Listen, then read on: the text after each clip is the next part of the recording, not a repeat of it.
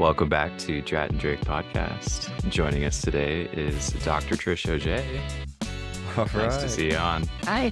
Wow, what a special person on today. Dr. Drake, can you tell me who Dr. Auge is and what she means? My mom. Wow, all right. Easy person to bring on, right? Yeah, well, third episode here of the podcast, and we're bringing family.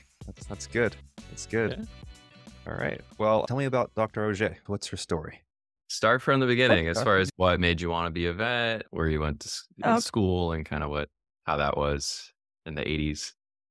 Yes.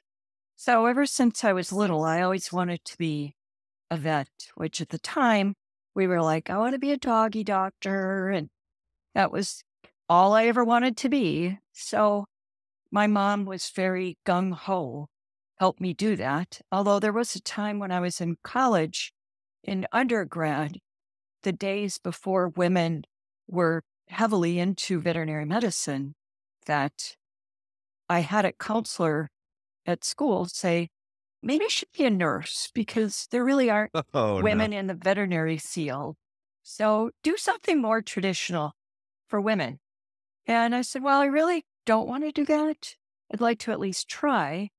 And then when I got in, which was just a year or two later, I finished my bachelor's and then went to Oklahoma because I grew up in Minnesota and I didn't want to be going to vet school another 4 years in Minnesota cold. It was just very, very cold. Uh-huh. And that was the winter of 76. It's like, I'm out of here. So went down to Oklahoma and it was a little different for me because there were a lot more large animal, but women were already entering the field pretty well in numbers. I've noticed So I think actually. we were, I was looking at CSC, they have a whole hallway of all their graduating classes, and I saw a giant shift. I think it was like the early 80s is when women started to start trickling in. And it was a distinct, like to the class of 80 to 81 had 3 women, and then 81 to 82 had half of women. And then from there, it was just pretty much yeah. female, but predominantly female. Yeah. Uh-huh. And then it was nothing. It was no big deal. If anything, people would comment about keeping guys in the field. Just so a happy mix. That's how it Happy is now. mix. But, and my husband, who I know Remington has spoken about him before, but he graduated in 68 and there was one woman. And I guess that was pretty traditional. 1, maybe 2 women. But yeah, for us, it was good. Mhm. So got in, did a lot of large animal, not by choice, but that was Oklahoma. Did a fair amount of large animal, but I was wanting to be small animal Mhm. and graduated 83. So you had 2 years of like third year rotations and then fourth year. Is that how that worked there? Yes.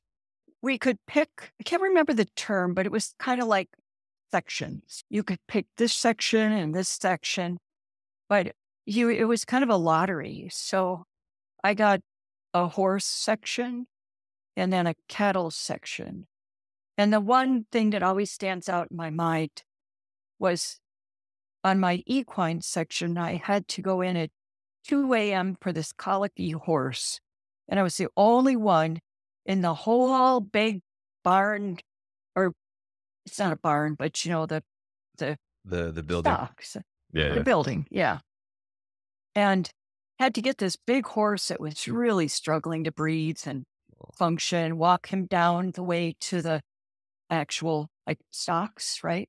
It's Okay. been too many years. I And can tell you haven't been in large animals. None of us are large Yeah. animal vets, so we're Yeah. just, we're making up words.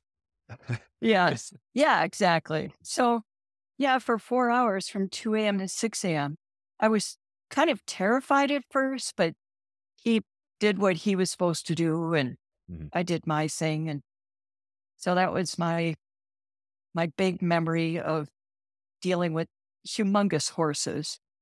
But before you went into vet school, did you have any large animal experience at all, or was it just zero? Zero. Yeah, no, nothing. Didn't even really get to ride horses other than, Wow. I think, once at a touristy thing. State fair. That was it. Yeah. Yes. Same. Yes. Yeah. Yeah. Okay. So you then graduated. How did you- Graduated Oklahoma State Yep. in 83. then did a bunch of interviews, which in those days it was so much different. We didn't have the internet. I mailed out, would make calls via landlines. Mailed And out. What You does would send that? envelopes to yes, hospitals saying, "Dear yes, Doctor so and so, I'm trying to be a yes, veterinarian associate for you." Okay. yes. And then I heard from several that I could do interviews. So I scheduled a driving tour, leaving Minnesota, going through Chicago and Ohio, and mostly through New York and New Jersey. And But fortunately, what's that? but I don't want to skip over details that I have questions on. I mean, as far as Yeah. the like finding out which places had job postings, if you didn't have the internet, how Oh, would you yeah. know? The Yellow Pages. They, we, s- well, we still had the journals, print journals. Okay, so everybody So just had to get their ad into those journals, and then they sent them out. Was it through the AVMA or? yes, the JABMA, Hmm. that was around in those days. Wow. Yeah. So, Look at that. And you didn't have any issues. So it sounds like the good thing is your school counselor was wrong about women being able to be veterinarians. Obviously, that they can be way, way successful, more successful than most of the guys, I'd say. yes. But as far as the situation once you got out and you were trying to find your first jobs, did you feel any of that reluctance to hire women in, or did it change already at that point? Yeah, it did not seem to exist at that point. It Interesting. Oh, good. was Good. it was very common at that point. Okay. And I didn't feel it. Well, good. I mean, maybe it was something. I've already heard stories from professors, especially if they're large animal, who encountered some level of sexism from clients. Oh, Is that something that yes. we might have skipped a little bit forward here, but obviously now that you became an associate, but then, and we'll get back to that. But since we're on the topic of this type of stigma, did you encounter that? You must have, right? Just during your time practicing. Well, not in practicing, but only in school Hmm. with these, like you mentioned, large animal. When we would go out or I'd accompany the vets, which were guys, and they would go, "Oh, a woman, how do women handle this? Can they handle horses and cattle?" So people seemed really open and good, but they did seem leery Hmm. of the women. Yeah. So who knows what they said when we weren't around, but they were good. Okay. They were good. Okay. Nice. That's So you- crazy. I didn't know that shift happened so quickly. But and Yeah. especially, I don't know. To me, I guess I'm kind of shocked that it was early '80s. I guess I would have. I don't know. It's one of those things. I didn't really have a set time frame in my mind. I guess it was kind of more of a gradual thing that I thought of over a period of decades. But would you say that there's anything that happened in the '80s that kind of triggered that change, or was there someone like famous on TV that really showed that being a vet isn't a man's job, that everybody is able to be successful at it? I don't personally, I think it is a reflection of the 60s and 70s. Because Okay. back in the 60s, women weren't in bands. It was the Beatles, the Rolling Stones. It was all guys. And women weren't news anchors. So it was a gradual shift of women's rights. And so it really was sneaking up. And I think some of the older people may have perpetuated that. Mm. But the younger crowd coming up was rolling in, and it was like, you're not stopping us.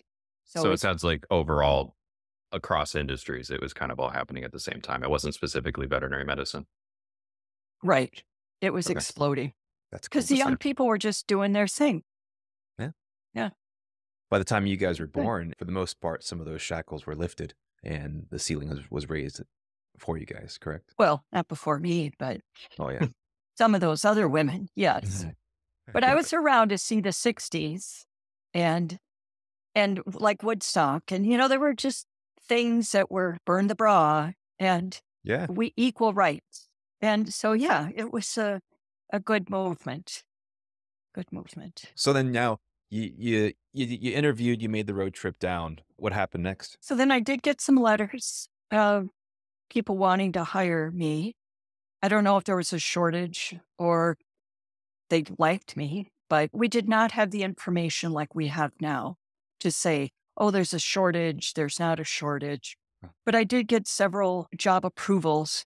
And then I wound up just staying in a part of New York that was Albany, Schenectady, and Troy, 3 different practices, small animal. Stayed there for a year and then wanted to move back to Minnesota.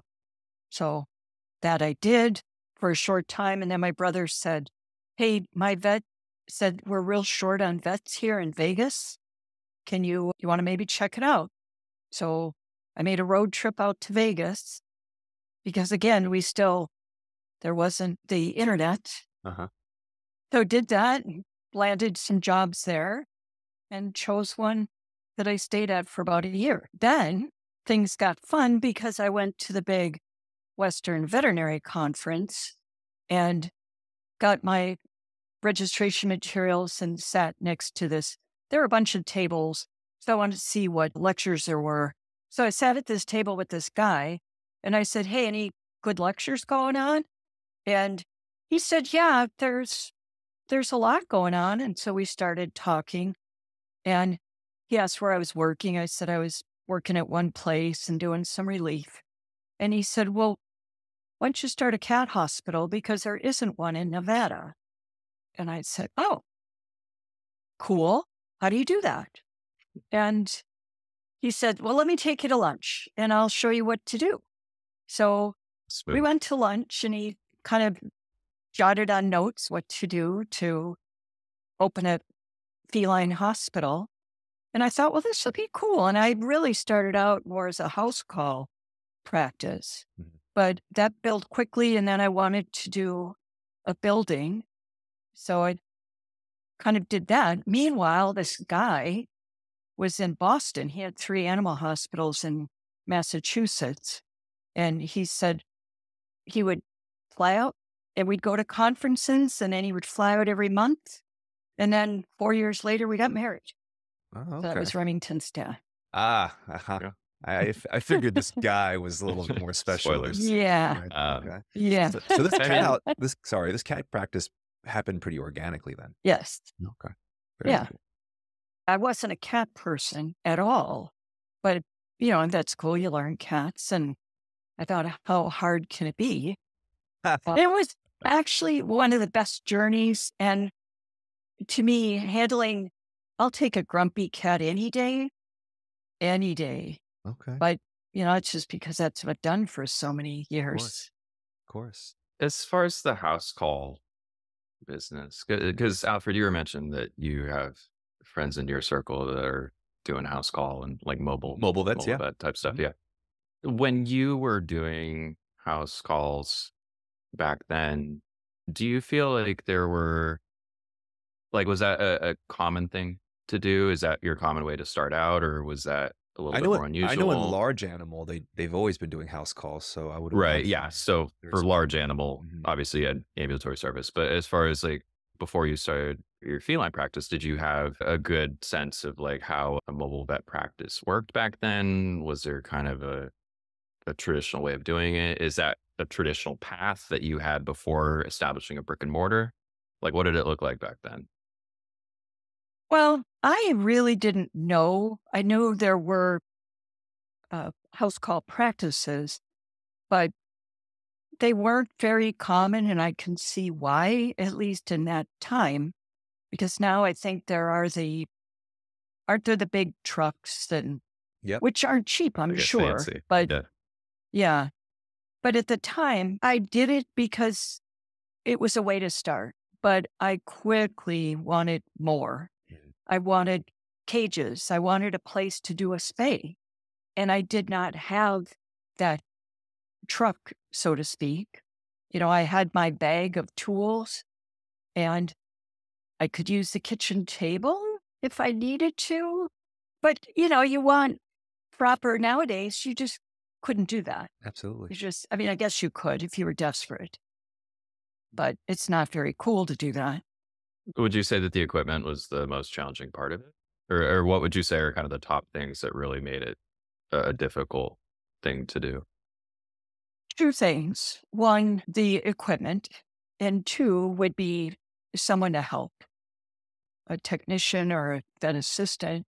Because I think in large animal, I think you have places to restrain the animal and maybe owners help. Mhm.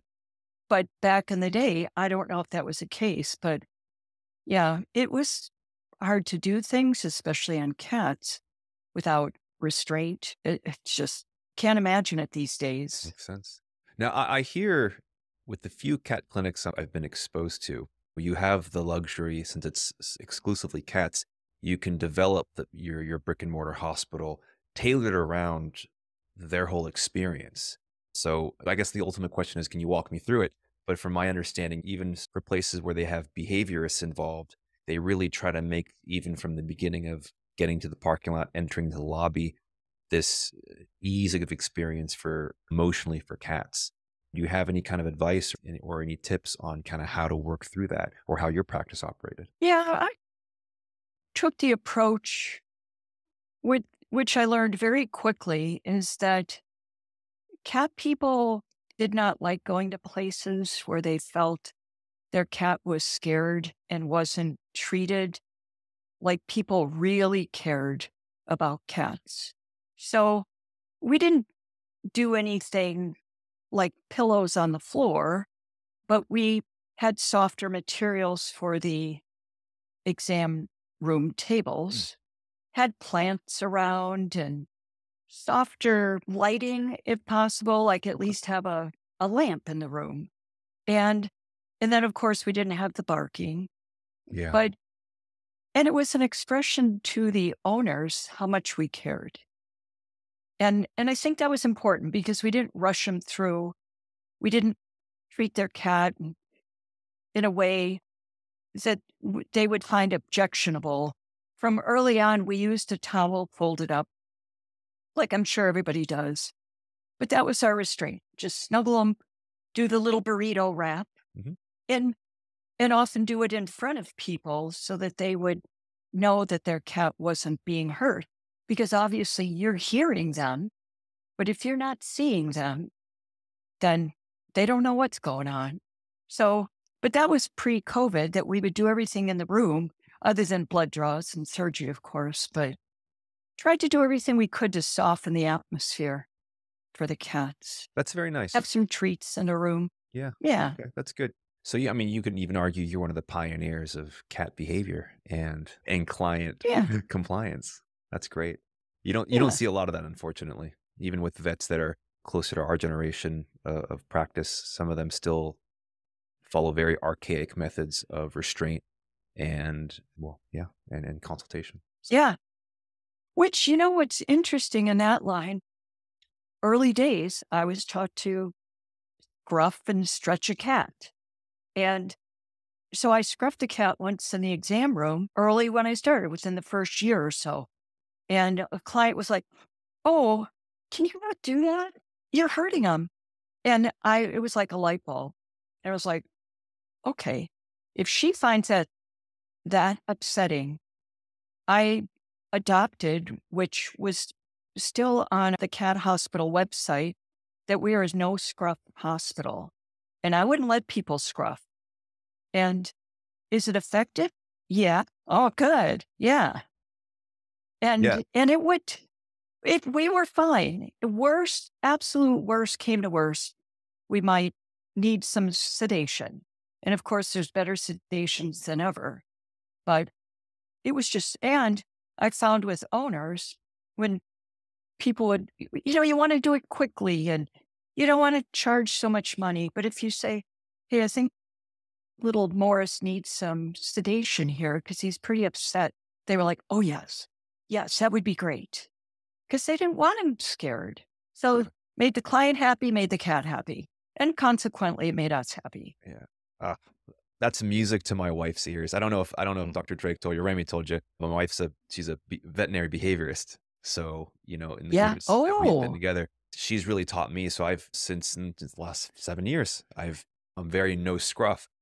Of course, it's been challenging because again, you work with hospitals that don't practice that way, and I'm trying to teach these new technicians and they're just, I mean, they've been doing this for years for scruffing, so it's a challenge. So hearing that you've been practicing and having this clinic that's been, again, been doing this for so long, it's just, it's music to my ears. It's great. Yes, 38 years Wonderful. we had no scruffing. So, and it worked well.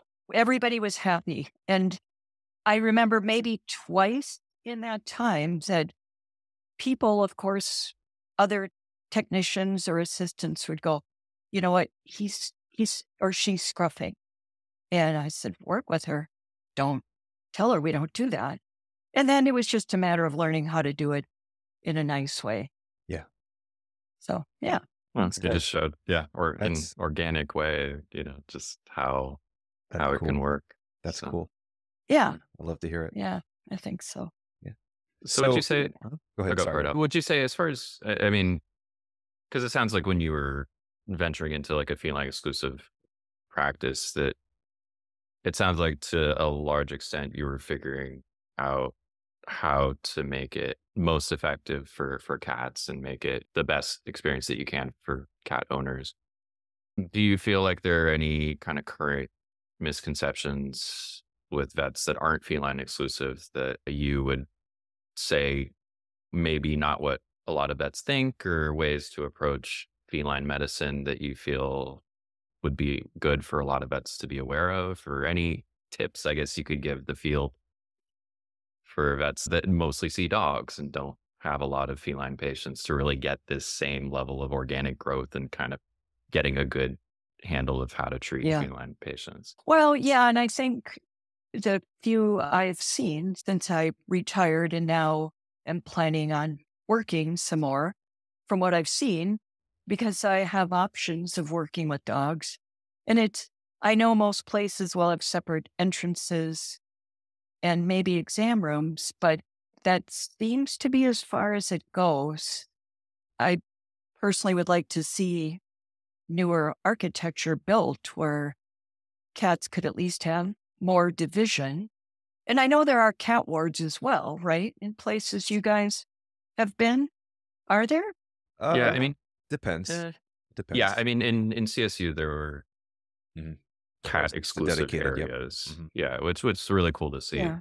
But yeah, so you're saying you would prefer almost like two separate hospitals within one building, and there's no real overlap for the most part between them. Is that what you're saying? Yeah. And especially, I know it's difficult in treatment areas. I think that's the most difficult. So in my mind, if I were designing, I would think, how can we have two separate areas and maybe a glass sliding door or something, Mhm. or, and even especially on the cat side, something that would be more decorative to a cat, whether it's birds or some vines on the glass, something that would help a cat to think, okay, I'm not in the same room with this big old golden retriever that's happy go lucky walking by me, but scaring me. So, yeah, if there were some way to separate that, Okay. and I know with doing the dentals, you probably can't have separate dental suites, right? But Arguably, as I much guess it separation depends. as Yeah. Okay. possible. Yeah. Yeah. I mean, But I basically know the equipment. you'd almost have to design it to where a lot of the common stuff would be in the center, right? And then you could access it from two halves of Yeah, the building, Yeah. right? That'd be pretty Almost. cool. But there you go. Yeah. yeah, Yeah. that'd take a lot of dedication on the front end to really plan that. Build it. Yeah. Yeah. But I mean, that would be a very powerful practice. Yeah. Yes. Ooh, Now, you like that mentioned, light bulb going on. you mentioned, write that down, a business idea. So you mentioned that you retired and now you're looking about going back to work. So Remy has explained to me several occasions his work ethic and how he's adopted that. And he oftentimes will quote you and also his dad. I've learned that both his parents, of course, you and his dad, are incredibly hard workers. Can you tell me, as someone who I would say I have pretty good work ethic, I don't think I'm on the same level as Remington. I don't, and I would imagine I'm probably not on the same level as you or your husband. So can you, and Remy's explained to me in his very complex terms of how that feels when he's not working. I'd love to hear your thoughts on this. And this is kind of a multiple part question, just because as someone who's, of course, diving into more responsibilities on the work end, and my wife, who is also kind of starting a business, we have our child. And how do you process this aspect of putting so much into your work while also being an effective parent? Yeah, that's a good question. And I think at the time, we didn't really, first of all, since we ran our clinics, we had no choice but to dive in. It was encompassing. On the weekends, if you had to do payroll, that was before we did payroll companies and things you order and just all kinds of things that have become stronger, OSHA rules, everything. So we had no choice, but on the weekends, open the mail, do the ordering, do stuff. And the kids, in retrospect, I think saw that and were developing. They would play, but they also would watch us and they were learning. They were subtly learning, which I think is really good. I think that was a good teacher. And at dinner time, we would talk about cases at work. And I hope this doesn't offend anybody, but we might bring up the bad, bloody guts case. Mhm. And they would just be eating. And, you know, it was no big deal to them. And so, which is probably why Remington went into veterinary medicine. But Uh-huh. my daughter was like, no, yeah, I don't want to do that. But she's certainly respected and valued the amount of hard work she saw us do, and she duplicates it as well. And so I think that's important. The more you can get involved with work, and a part of me, I don't know if I would have liked to have come home and 6 o'clock, I'm done, and, no work. I don't want anything to do with it. But we just loved it. We just loved it. So I think we're better for it.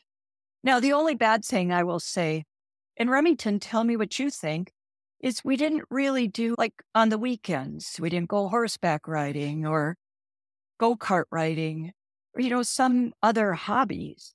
Mhm. Can you think of anything that do you feel we missed out on with you guys? Hopefully, I didn't open up a can of worms here, right? It's like, Right, no, that's you okay. never Conflict. did this. Yes. I'll be Yeah. like What do you leave think? Brittany alone, I know, right? crying and that kind of thing.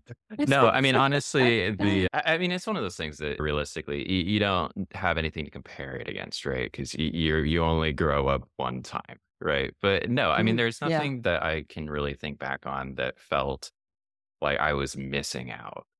And I think you're right that Good. as far as having early visibility and having a front seat as far as what a veterinarian, all the responsibilities that come with being a vet, what that looks like, really, I agree. I think it's subtly influenced how I perceived having a career or a job where to me, it felt it blended well within every aspect of your life. It wasn't something that you just had your hard cutoff times when you go to work, when you come out of work. And I think I saw the joy that you guys had in terms of discussing cases and having ones that were a little bit more challenging that you would talk through as far as saying, well, what other avenues can we explore as far as diagnosing this specific case and really seeing the fun in what makes vet med cool. Yeah, I think for me, going into my own career, I had the same approach that as long as you can find an appropriate balance where you feel that you have enough positive connections with people at work, you have positive connections with people who you knew through, other places that you did work, and you've got your network around you. And especially I think veterinary medicine is really good at having a fairly cohesive network of people that we're all passionate about our jobs. So it's, I think, easy to have that blending just throughout your life. I think there's definitely a way that you can have your work bleed out around the work hours and not feel like you're committing your whole life to working, that you can strike a balance Yeah. without even really realizing. Well, plus, you guys very early on had school activities and the karate times and Oh yeah. Devin with volleyball and cheerleading. So there were so many activities you were involved in, and then we would do our summer vacations. So Hmm. I guess in retrospect, there was a good balance. Okay. Yeah, I mean, as a third person, right? I think Remy came out pretty balanced, pretty well rounded. He's in tune Good. with himself and very reasonable with things. So, which is, I guess, as a new parent, that's all you can ask for, right? Is someone who's a contributor to society and has a decent heart, right? That's kind of right. Yeah. So, okay. Good to hear from, Yeah. from Daddy Alfred. And it is cool, I think, if I may just like kind of sum up, as Remington said, I do think it's really cool that what they learn at the dinner table and watching. I think kids gain a lot from those things. So I think that was good. Okay. Now, I'm married to a veterinarian. Remy's married to a veterinarian. You're married to a veterinarian. We all have our own stories of how that is. My wife and I, we have sometimes arguably a little bit of an ego thing, and there's good discussions, but obviously sometimes disagreements. I don't know how Remy and Steph are. I'm curious. It seems like at the dinner table, you guys would talk about cases. How is your professional relationship with your husband? Oh, you mean at the dinner table? Just in general, it just says two veterinarians and they're very much in the same field. Was that something that felt was very rewarding because you both understood each other very well? Or were there sometimes issues because, well, Yeah. he's another veterinarian. This is another conflict or for another reason for conflict. Yeah. I don't think that if anything, we were always pushing for the best, pushing for advancement. And so I don't think we wound up arguing. I think he was more of a mentor to me in the beginning because he was more experienced. And I think if anything, it was like, hey, I have this cat. What do you think about blah, blah, blah? And he'd say, well, did you do this or that? And I like, well, yeah, I tried that, but it didn't work. Well, then try this. But sometimes I guess, and I don't know if you remember now that you're asking that, he might be cut and dried and say, well, just do the first thing. But it wasn't like a back and forth. Do you remember any of that, Remington? It was, we didn't really argue about cases, did we?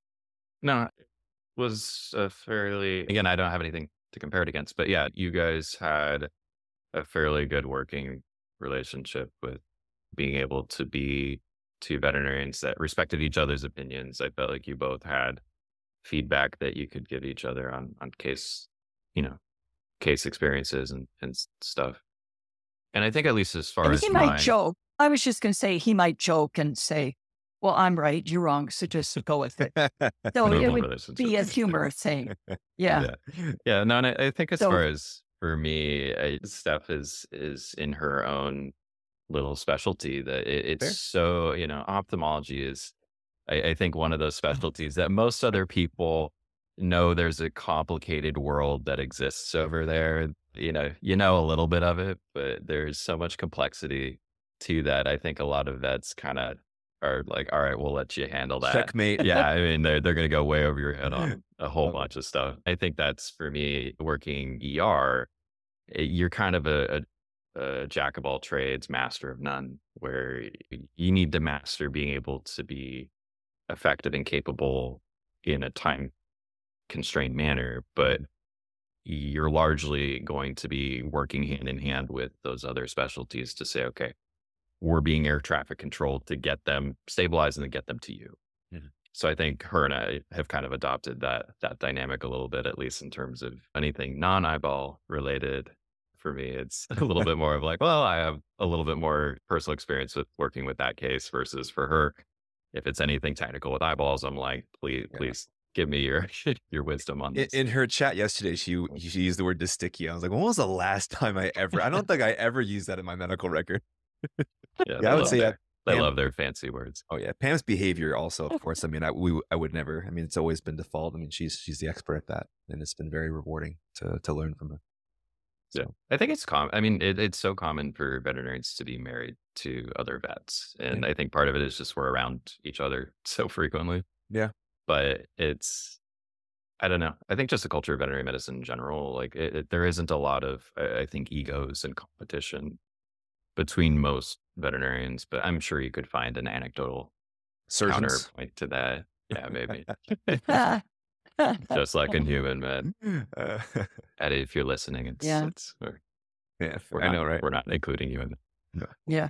that. Yeah, no, I think a good dynamic, and I think you guys had a healthy professional working relationship. So if Or you're a veterinarian out there thinking marrying another veterinarian, it seems to be a pretty successful model. just combine the student Yeah. debt, and Right. just don't think Yeah. about it, Just don't think about it. Right. Well, here Yeah. let's go to our last segment, and I apologize, Trish. I actually didn't tell you this. There's a part called sarcoma, and it's kind of work in progress. I'm still debating. Remy and I are going to see if we want to keep it, but essentially, we talk about two things in each. It's one thing that currently you find very enjoyable, or something you want to talk about that just brings light to your day. Okay. OMA, Hmm. of course, is usually more of the benign tumors, so they're not usually very, very bad. And then you have your sarcomas, which typically can be pretty aggressive. And those are the things you feel like complaining about right now. Something that just irks you, something that really bothers you, something that just dampens your day. Oh, so you're kind of saying this is the happy, mellow thing, and this is the irks me thing. That's correct. Yeah. So, for example, recently, a lot of the time, since we're in Florida, the OMAs would be currently the weather during the winter is finally not hot, and we love it. An example of a sarcoma is the driving here, because it's always terrible. And it doesn't have to be restricted to Oh, just Florida, but really anything.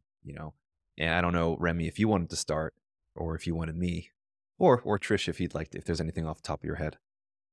Yeah, I can start. yeah.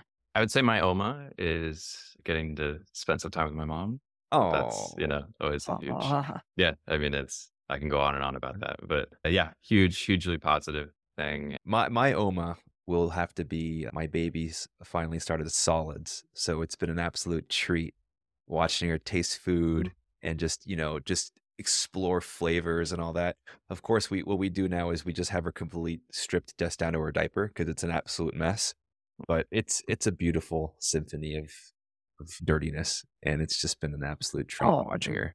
Yeah, just kind of you see her brain yeah. working as you give her something, and she's just thinking about it, and then she opens her mouth because she wants more. It's just, I'm going to be a foodie when What? it's just amazing. Oh, how cute. Yeah, How old is she again? she's almost 4 months? approaching Is that right? approaching 5 months now, Wow. 4.5 to Very 5. good. Yeah.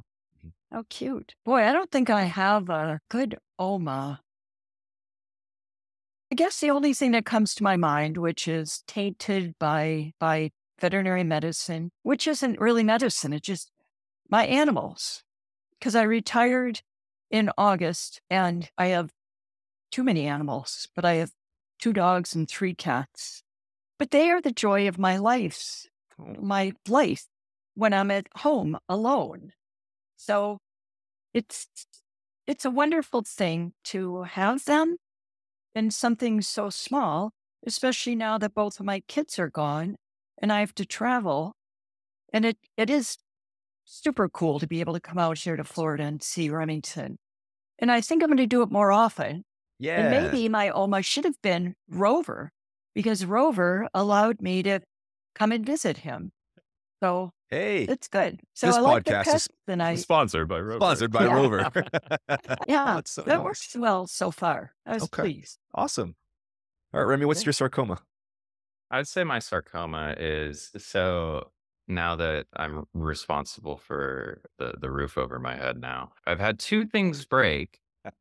One of which, I mean, this could be a reliable one, being a homeowner, right? Is the light in the bedroom burned out, and of course, modern lights are no longer just those light bulbs that you twist into the socket. Now it's this complicated computer-esque, thing that looks like it needs a keyboard to get it working on the.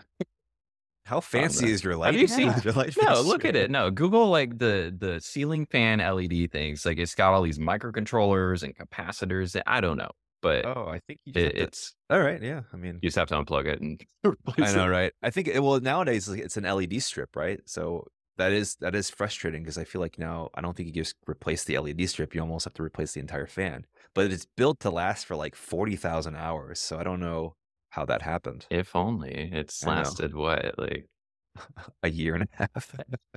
if that. Yeah, So because didn't you say there's some surging going on Oh, here yeah. that's oh causing yeah, your lights to short That's early? true. Florida, yeah. Yeah, actually, that happened to my fan light too. It's not nearly as bright as the other ones, and it's because we had this whole issue, and now since then it's just working at half capacity. So Yeah.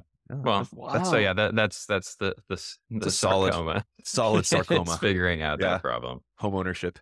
Yeah. Yeah. Yeah, Yeah. mine would be, well, you guys just saw Hank walk through the door here. He snuck his head just around this area. He was recently Yeah. diagnosed with a brain tumor. So Oh, I'm yeah, sorry. yeah, Oh. there's some light at the end of the tunnel here. You know, we're working with the radiation Oh. oncologist. He has pet insurance, also sponsored. Well, everyone get pet insurance. So, Oh. fortunately, we don't have to dive deep into the funds to kind of get a diagnosis and treat this. We are looking towards radiation therapy just because of a good overall quality of life. We're not trying to stretch and, be selfish about this. This has been a long conversation with my wife and I. But yeah, that's been a pretty hard couple of Wow. weeks for us to maintain. But he's happy so far, so we're just gonna try to truck through and get through it. Oh. Yeah, Oh, baby. yeah, Well, it's good. At least you have options. we got options. So I have a parasites because I lived in Vegas for almost 40 years. I was like And we confused. didn't, I Wait, have parasites. yeah, yeah, go on. parasites. Well, no fleas, no heartworm, no mosquitoes. So the only time we'd have tapeworms were people that go to California and they'd get fleas and get tapes. But I never had to medicate my animals. Mm, They were always parasite free. Now I moved to Austin 6 weeks ago, and they have to be on parasitic treatment. And oh, and I guess I haven't seen how bad parasites get, especially flying ones in the summer. So I'm like, oh, that makes me miss Vegas a lot. Oh yeah, parasites. that's too bad. Yeah, no, that's gross. It's disgusting.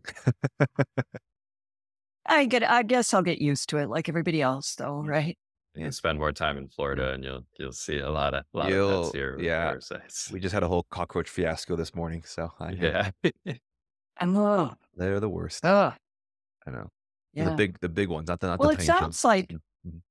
Ones you can make a pet. Well, what Yeah. about? Oh, yeah, yes, and the big ones. But then there's the termites. Those seem like those would be really bad Ooh. because they eat your house, right? Yeah. You got to get those treated. If not, well, hopefully, I mean, when we bought our house, it was tested for termites, so we're good. I won't be Oh, surprised if so next it's year not Brandon. something that just appears. No, Yeah. yeah, you do eventually see it, but if you actually, I have no idea how termites show up. I guess one day you Teach us find about out termites. after your Well, I think Yeah. the nightmare is you pull a little something off the wall, and there's a whole beam that's Oh, falling apart there. So, I don't know. Well, that's Fortunately, never good. had to deal with them. That's a good way to end the podcast today, huh? yes. Think so. Dr. Auge, yeah, thank you so much for coming by. I know you flew to Florida specifically to have this episode, so that means a lot to us. Yes. Yes, for sure. Yes, you're welcome. That was fun. Yeah, glad That's to finally meet you too. Yeah, you as well. Thank you. Of course. All right, Rem, you got anything to say? Yeah, this Okay. is fun. All right. Just mirroring what she said, but All right, guys. Well, Yeah. hey, thanks for tuning in. We'll see you guys next time. see you later. All right. All right. Thank you. Bye. Bye-bye.